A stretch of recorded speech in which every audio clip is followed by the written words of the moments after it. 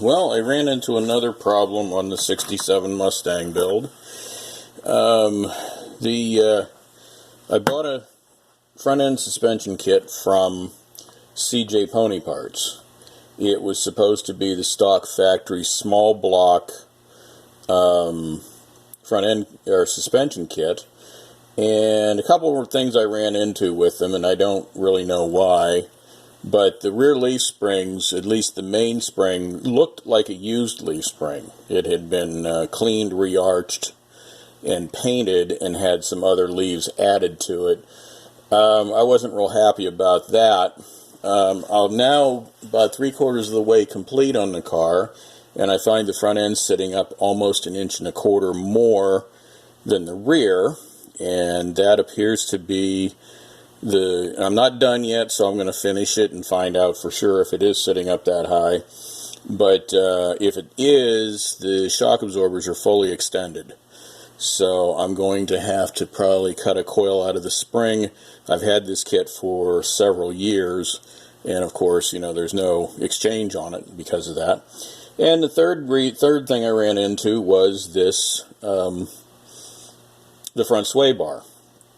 Now, the front sway bar originally was about 9/16 in diameter, maybe a little bit bigger than 9/16. It's just a rough measurement. And the new sway bar is 1 inch. Now that's going to make the front end a lot more stiff, and it's going to help to control the sway on the vehicle a lot better, and that's a good thing.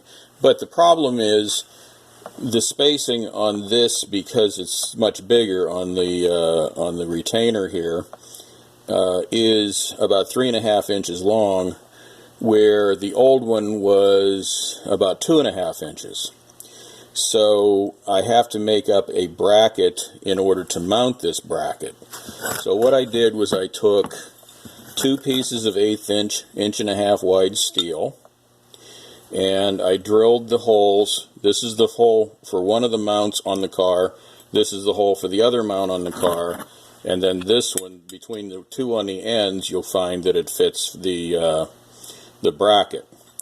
And there is enough room to put a nut up behind there. So I cut these 2 pieces, and you notice this hole is bigger, and that's because what I'm doing with it is I'm going to install a stud. I've already ground the tip off of that, the nut off of that stud. Spin that on there like that. I'm going to bolt the 2 sides together. Now I can go ahead and weld this right here. Okay, and that will weld that stud in permanently.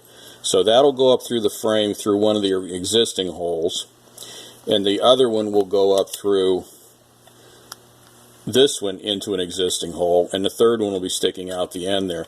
Fortunately, there's enough room up in there that you can move that sway bar forward or backwards slightly. So originally it's set up about here. It's going to have to go back about 1/2 inch in order to mount the sway bar on this new bracket.